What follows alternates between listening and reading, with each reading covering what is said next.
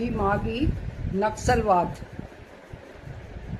स्वतंत्रता दिवस पर भारत के प्रधानमंत्री ने एक नया शब्द दिया। नक्सलवाद से पहले दिमागी शब्द को जोड़ा गया। अब हम इसी दिमागी के परिप्रेक्ष्य में डॉक्टर बाबा साहब भीमराव अंबेडकर को देखते हैं।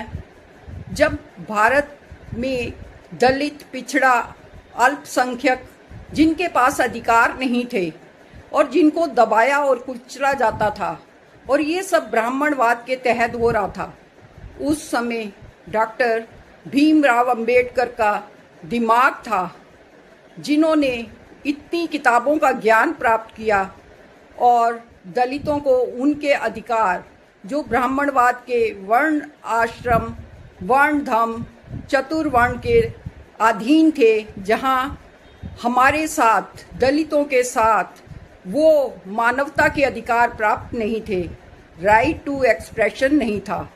बाबा साहब ने अपने दिमाग की बदौलत ही एक जंग को लड़ा। जब भारत आज़ादी की जंग लड़ रहा था और महात्मा गांधी का नेतृत्व था, सुभाष चंद्र बोस का नेतृत्व था, उस समय डॉक्टर बाबा साहब भीमराव अंबेडकर अपने समाज के लिए, दलितों के लिए उन अधिकारों की मांग कर रहे थे। उन्हें स्वतंत्रता का अधिकार दिलाने की मांग कर रहे थे, उनको समानता का अधिकार दिलाने की मांग कर रहे थे, और इसके लिए वो राउंड टेबल में अंग्रेजों के समक्ष अपना पंचम वर्ग की बात को रख रहे थे। और उन्हें किसकी स्वतंत्रता चाहिए थी? उन्हें ब्राह्मणवाद से दलितों के लिए अधिकार चाहिए थे, समान अधिकार चाहिए थे, शिक्षा का अधिकार चाहिए था, राइट टू एक्सप्रेशन अधिकार चाहिए था। मानवता से जितने जुड़े अधिकार थे वो बाबा साहब ने उस समय लड़े और उसके लिए संघर्ष किया। और ये बाबा साहब की शिक्षा, दिमाग की बदौलत ही आज हम दलित, अल्पसंख्यक और आदिवासी उन अधिकारों के से प्रभावित हैं और एक अच्छा जीवन जी रहे हैं।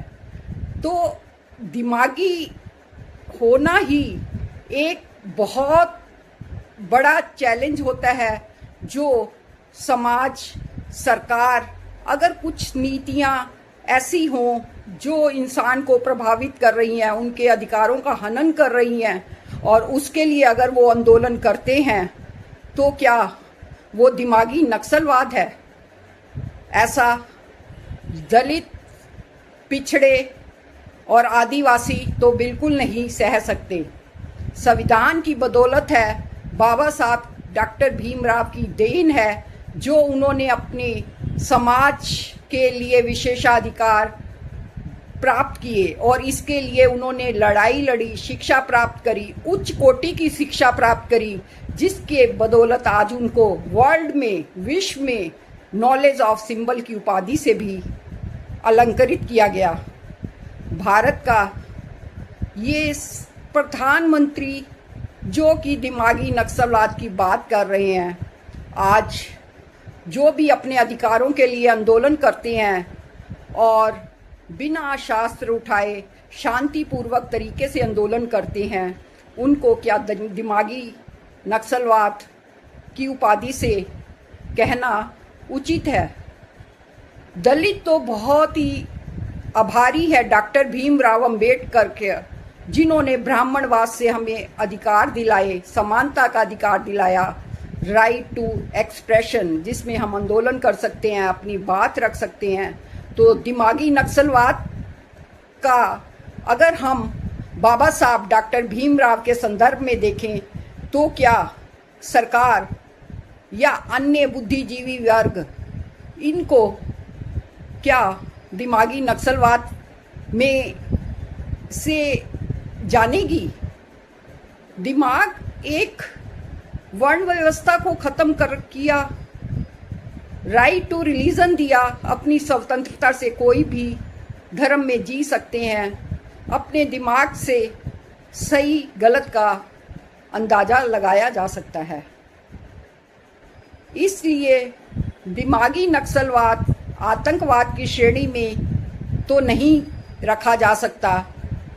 हाँ, अगर देश को वापस मनु व्यवस्था की ओर लाया जाएगा तो इस वर्ड को दिमागी नक्सलवाद कहने में भी किसी भी व्यक्ति या सरकार जिसकी मानसिकता मनुवाद से या वर्ण व्यवस्था से या किसी भी पाखंड से जुड़ी होगी, वो कभी नहीं चाहेगा कि कोई बुद्धिजीवी व्यक्ति दिमाग से शांतिपूर्वक आंदोलन करके अपने अधिकारों की रक्षा करे।